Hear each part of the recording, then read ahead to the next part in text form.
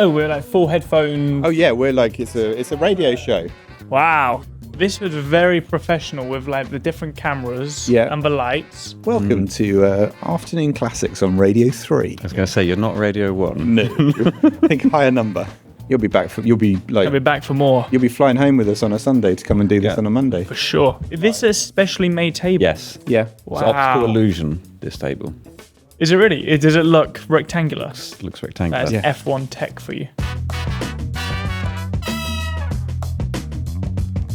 Hello and welcome to the new Silver Arrows radio show. I'm Bradley Lord and I'm delighted to be joined. Hello, Marcus. Hello, Bradley Lord. Hello, George Russell. Delighted to be joined by, first of all, senior race engineer Marcus Dudley, and also making his debut on the Silver Arrows radio show, our racing driver, George Russell. Hello. Good afternoon. Is that your official job title? I just realised that your official job title is senior race engineer. Okay. Is there a junior race engineer? I think there's a race engineer and then a senior race engineer. Who within our team would be a race engineer if you're the senior? It was me a few years ago. You're now more senior. Okay. Well, he became a senior to start working with you a few years back, exactly. So it's Monday after the Grand Prix. Yes. It's kind of mid-afternoon. So actually 24 hours ago, we were still in the middle of the Grand Prix and racing. 12 hours ago, what were you doing? Were you asleep or were you watching?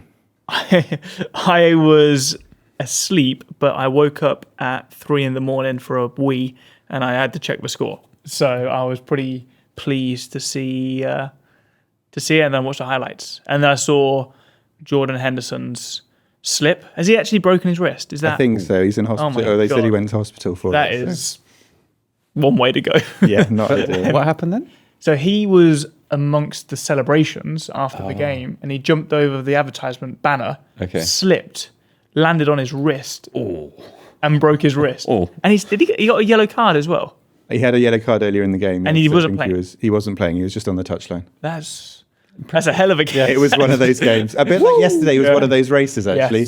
Yes. 24 hours on. Yeah, how does it feel the day after? I mean, George, your first podium at Silverstone. Yeah, I feel very grateful to have stood up there because I went to Silverstone for the first time as an 11-year-old boy, and I won my first ever car race at Silverstone. It was the first time I drove an F1 car, and even though the race had, pretty much everything was going on. Didn't see that coming, did we? No. It was the point when you came in with the slow puncher and you come on the radio and you're like, just tell me the flap adjust. Yeah. We're going again. Yeah, I didn't even really react because, we've had our fair share of bad luck this year. Yeah. And when that slow puncher came, I was just overtaking Max for P3.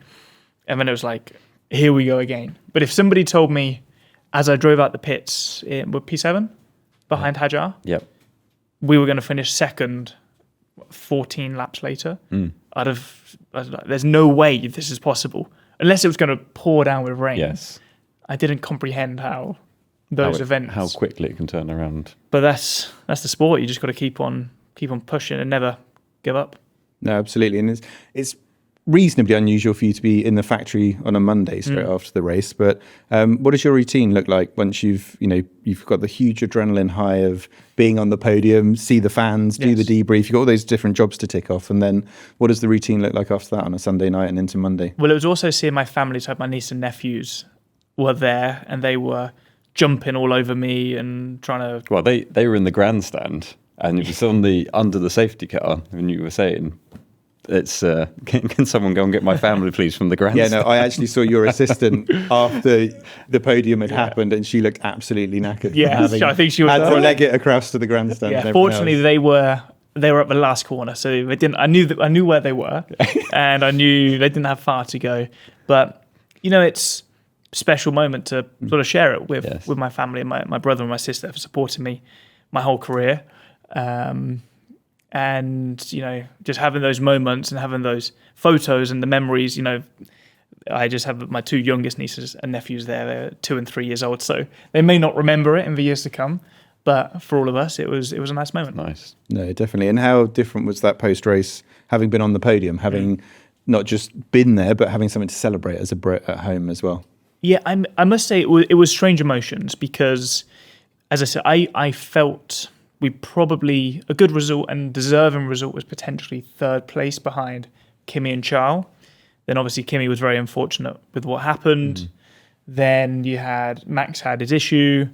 Lewis pitted under the safety car, which I think was probably the right decision. I think whatever you do in that situation, if you don't pit and it restarts, you'll be kicking yourself, why didn't you? And if you do pit, you lose a position. There's no right decision. So to then get back up to second, it was quite strange emotions because it felt like the whole race had gone against us. When suddenly I've been thrown back up into second place through nothing really we did. Right place, right time. Right place, right time. Yeah. Right, probably due a bit of good fortune as well Yes. this season. I mean, it felt like maybe the die had, or we'd rolled the dice and it had come up the right way for you. Yeah, for sure, and that's how seasons often go. That's why I didn't really lose faith early in the season when everything sort of seemed to be going against us, and it always does turn. And as I said, it was a special moment to be up there. And what about for you, Marcus? Monday after a race, what does it look like as senior race engineer? And what's the routine in the factory? And just as you're talking, we should also invite Mr. Andrew Shovlin in. He's a veteran of these podcasts, so he knows how it goes. As we're talking job titles, what is the official? Mine. So He's a trackside engineering director, I believe. I just found out that Marcus is a senior race engineer. Quite old. Yeah. There we go. What's going to when you turn 50? What's that going to? It's OAP race engineer. OAP race engineer. Veteran maybe would be. Veteran race engineer, exactly. Yes. Well, we're coming to Grandpa Veteran race because engineer. Grandpa George is apparently what they used to call you in karting, isn't it? Is it? Apparently, I read it in the Times. I think last week. It must be true. Oh, it's in the Times. Exactly. Must be. Exactly. It must be true. I've never heard that once in my life, but I'll take it. Grandpa George. What are we doing on a Monday morning? Yeah, and afternoon. Cup of tea in the morning. Definitely wake up, cup of tea at home. Here for Marcus about 8:15. Marcus has a lot of cup of teas Lots of teas. throughout the day. We were talking about it earlier, saying what I do to cool down after a session. George jumps in an ice bath and I go and have a cup of tea. Yeah. You're not the only one. No. Straight here, 8:30. Start the meetings. And what are those meetings? What's the work? I mean, we know because we sit in them, but the listeners don't. It's debriefs, going through the data that we need to look at. And often then we start doing meetings with George as well. Start with text messages back and forth and chats. Depending on how good or bad the race has been, changes how many text messages are coming. Is it bad race, more messages, or Yes. good race, more messages? The good races, there's always things to learn, but when things go well, it's kind of like job well done, and you feel you did a great job, and preparation clearly worked out. Bad weekends, it's like, how are we going to solve this? Dissecting it And, what instantly. went wrong, and how are we going to improve? And that's where Marcus gets bombarded by me on all days of the week, really. I often forget about weekends off. Like, I forget Marcus and the rest of the team have a life away from this. Bank holidays. Bank holidays, yeah. The number of times you get a phone call on a bank holiday and you're just talking, chatting away about whatever, and then you're at some point, you're like, what are you doing today? It's like, I'm wherever I am. It's like, what? Is it a day off? No, it's a bank holiday. Oh, but they are different between country to country, I guess. Exactly. Yeah. So Yeah, when I just hear like chatter in the background and I realise, you're at your son's sports day or watching him playing ice hockey or something. Playing ice hockey, yes. And you guys have worked together as race engineer and driver since 2023, I think. What makes your relationship unique? What's it based on? How do you like to work together? You taking that one on me? Well, I'll start and then you can correct me. It's just building trust and confidence in each other. We spend, like George said, a lot of time talking to each other, but it's trying to find performance in George, but also performance in ourselves. And the key part of our job is the communication between the two of us. So it's always just trying to find those little areas where you can say, that wasn't quite right. I didn't like the way I said that. I didn't like that message. I really like that message. And then it's just going through the data with each other and just trying to find those areas where we can find a bit more performance for George. It's a nice photo, isn't it? Yeah. Austria a couple of years ago. That's a lot of teeth. Yes. There There we we go. go. Yeah. Singapore last year, I guess. Yeah. Yeah. I I think that's the one where you said as soon as it started hitting, you said, "I bet that's Marcus." Yes, I could sense it. You were posed for a photo, weren't you? Yes. I ruined it. You made it. Good work. You made it. And how about for you, George? I mean, you start working with a race engineer in what, F4? Yeah. And the teams get bigger and bigger, don't they? So you go through the categories. When I raced in Formula 4, I had one race engineer that engineered 3 cars, and we had one mechanic per car and one chief mechanic. So there was one engineer and 4 mechanics for a 3-car team. Then when I went into Formula 2, it was one engineer per car and 2 mechanics. And then it was Formula 2, that was a chief engineer, I think 2 engineers per car. And suddenly you get to Formula 1 and we have how many engineers? Trackside, 25. Yeah, it'll be about that. 25 just trackside. And I mean, there's 100 people who travel obviously to every race. So it's not very linear, that sort of growth from F4 upwards. And I mean, from where you sit, Shov, you've obviously been race engineer with some pretty legendary names of the sport, like Michael Schumacher, for example, won the championship with Jensen back in 2009, the year you were, I think, at Copse Corner for your first British Grand Prix. Yeah. You guys went on pole in Silverstone 09. I remember it was Red Bull. I think it was Red Bull 1-2. But you guys dominated the season. I remember like the first 6 races, was it? I think we won, the first 5 or 6 or something. And then it got a bit trickier later on. Yeah. People out-developed us. It was lucky there were so many others fighting for the race wins, because McLaren got quick, Ferrari got quick, Red Bull got quick. And that was really what allowed us to win. Yeah. There were less races as well. If it had been the length of the calendar, but it is today. fewer races. That's a very engineering point to make, isn't it? Yes. How many races were there? 17, I think. Was it really? Oh my God.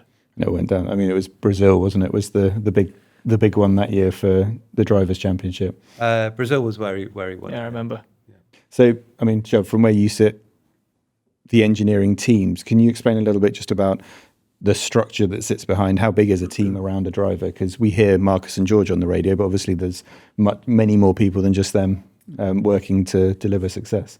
Yeah, you've got. I mean, what we try and do is keep as much resource as we can, kind of centralised, trying to make the car quicker, trying to make Mercedes win more races. So you try and minimise a bit how many people have to be dedicated to a car, but you can't do that entirely. So as you say, you've got race engineer, performance engineer. They're working very closely with the race engineer on all the electronic settings, the helping the driver with lines and things, doing a lot of the data analysis. You've got a controls engineer, and again they're working largely on that electronics control side, race starts, all of those areas.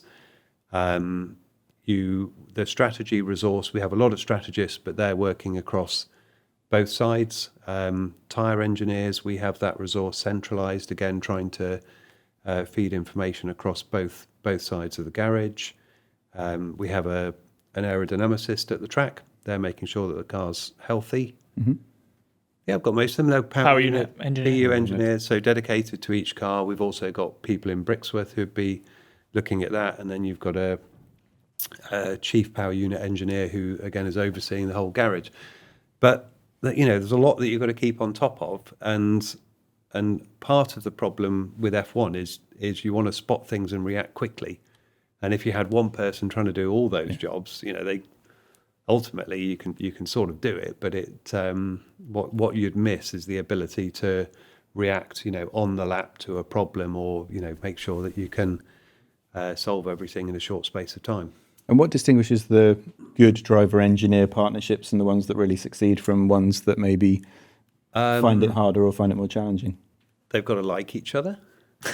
Do you? We're getting there. Working on it. Yeah, it's been 4 years. So work in progress. No, I think, it's one of the closest working relationships you ever get, really. I think there's got to be a lot of trust there. If the driver doesn't trust the engineer and vice versa, it falls apart pretty quickly. When you know a driver really well, it's great because you don't need to have big long conversations about stuff. You've got all that kind of back catalogue of information of what worked well at different tracks, and remember when I had this problem. I know, for example, there's times in the race where I'm thinking, George, he's going to be thinking this, and I hear him key up on the radio, and I say what it is I'm thinking, and then he closes the radio, and I think, perfect. That was exactly what he wanted at that time. Yeah. Telepathy. And then that's when you really start to build that relationship. And say, you know what they need to know. what he needs. I'm going to test you next time. I'm going to key up. You have to say something, and you've got to guess What what was I was thinking? Yes. But no, it does. It is. It's very difficult to have that relationship that worked from the very, very start. You build on it, and you've got to be really honest with each other. If there's things, the sport is about endlessly improving, and you're only going to do that if you can have honest conversations about where we can do better. Yeah, and obviously, we all end up spending a huge amount of time with each other, away from home, travelling around in the season. Yeah, we do. Maybe a bit too much at times. But we were talking about family with George earlier. Marcus, where were your family watching that podium for your driver yesterday, and what was their sort of reaction to it? They were there as well. They were in the grandstand, I think, with your family. Yeah. I managed to get some passes and ran off and did the same thing, found them, brought them in, had to get my son up onto a tyre barrier and try to hold him. But yeah, it was great to have everyone there to sort of witness that moment. It's slightly odd at Silverstone, isn't it? Because the grandstand is at a funny angle, and where everyone goes and stands, you're sort of looking at it sideways on, rather than most places you're looking at it front on. Yeah. You sort of get this slightly odd podium ceremony where you're looking at everyone's sides, but and a massive crowd of guests as well. It felt like there were about 1 million people down there. We're also delayed getting down there because when the car crosses the line, some people can just rush off. Straight down there. Yeah, yes. you sort of wait until it's done the in-lap, and there's still conversations that are going on around things to do on the car. So I thought Toto was a bit brave at the weekend when he said congratulations before the Yeah, race you could tell you didn't like that. finish. I was like, I think that was a little bit premature. It felt like the sort of thing that could have backfired on Yes. us, didn't it? Yeah, absolutely. It reminded me a bit of Austria 2024 as well. You Yes. can win this, George.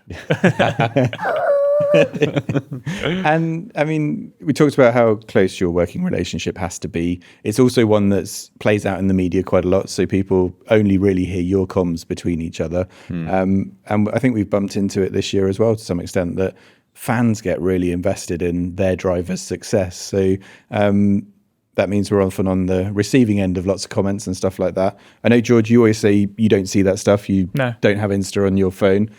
Is it something that crops up in your world, Marcus, if you're suddenly being made responsible for everything that's gone wrong with a race weekend, even though you've probably not been directly involved with a good chunk of it? No, it's not. I mean, it's not. Not even when you're looking on your TikTok channels. No, it doesn't appear on my TikTok. You'll have to show me what that is. No. No, it's not. It's not something that really features, and I just let this sort of stuff wash over me, and I know what I need to do. I know what I need to do with George, so I just carry on with the job. And what does the week look like from here then? We've got the sort of 2 weeks now until we head to Spa. What sort of work do you two need to do together before you get to the track? Tyre Well, test. yeah, tomorrow we're actually back at Silverstone to have a tyre test with Pirelli, which we usually do twice a year, maybe it's 3 times a year sometimes if we do a wet test. Wednesday, I'm back in Brackley on the simulator preparing for Belgium and Hungary. And then I'm going to go back home, get some rest. I have a sponsor event on Monday next week. And we will, obviously going into Belgium now, it's not a sprint race weekend. So it gives you a little bit more time on the Friday to try some things.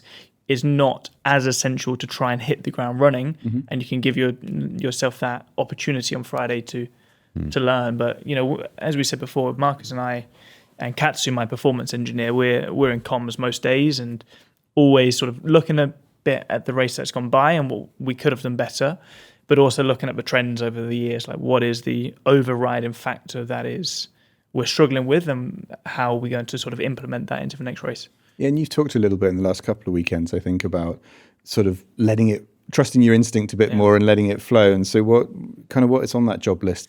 You drive. Just drive. Yeah, just Just Toto. drive. Toto does like that one, doesn't he? He said that. It was quite nice the first one. The first time he said that. The second time, it was nice as well. And the fifth time in Silverstone. But it's what people don't know is like Toto and I also speak most days, and we have our own conversations. And it's like Marcus said before, he will give me a message that may not make a lot of sense to the average viewer, but because we've spoken about this a million times before, you've talked about, you know exactly what it means. But for us, I like to do my preparation and work very hard on the week off. But then once I arrive at the racetrack, go in with an open mind, and almost like I see it as revising for an exam and then performing the exam. Like once you're in that room performing and doing that exam, you can't do your revision.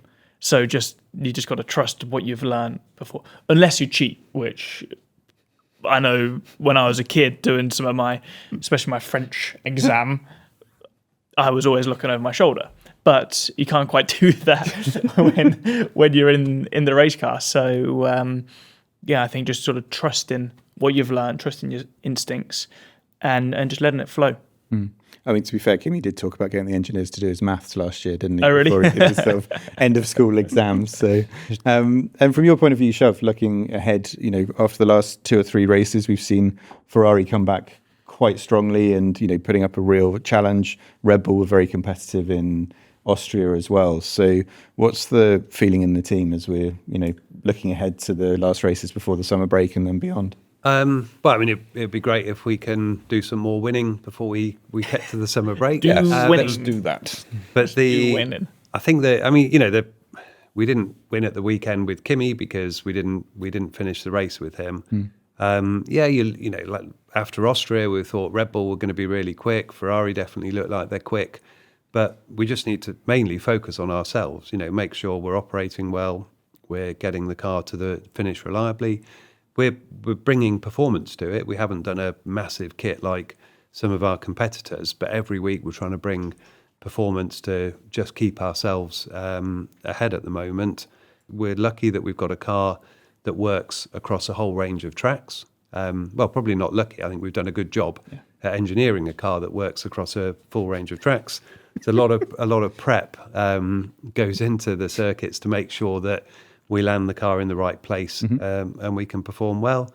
We had a couple of circuits recently, like Monaco and Austria, that have been tough places for us over the last few years. It was great that we can turn it around there. But, Spa, really weird track, difficult from an energy point of view.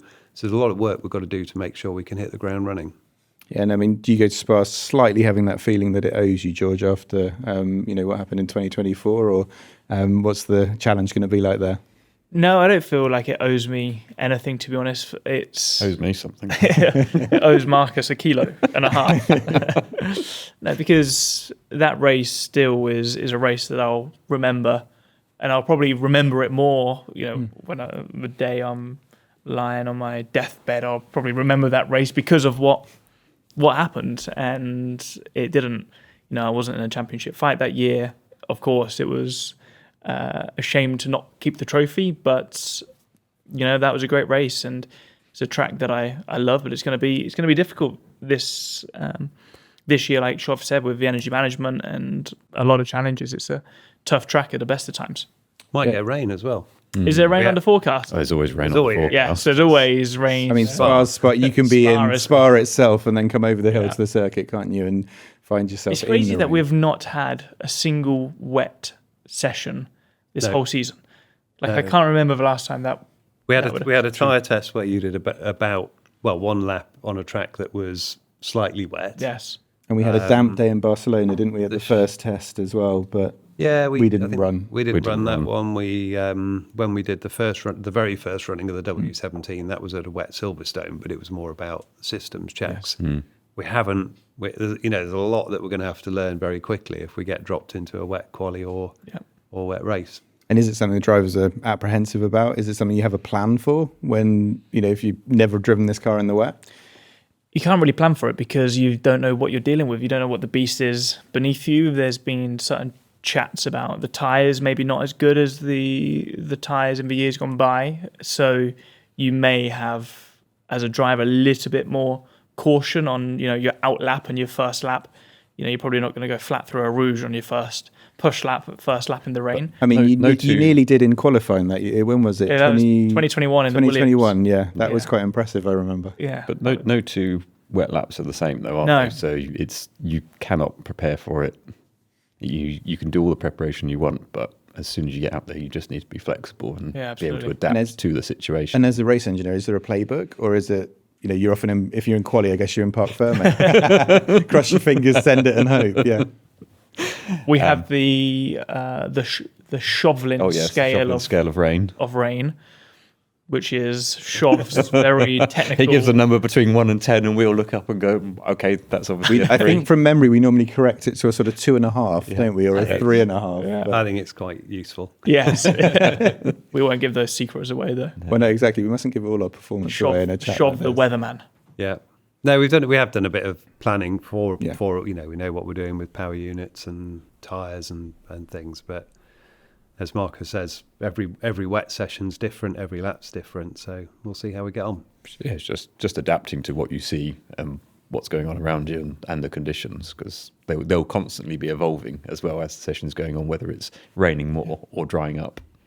And you just have to adapt. And I think with it's never raining the same, is it? The track's either getting wetter or getting drier. How do you make the decisions when that happens? When it's getting wetter or when it's getting drier? What's the sort of standard operating procedure?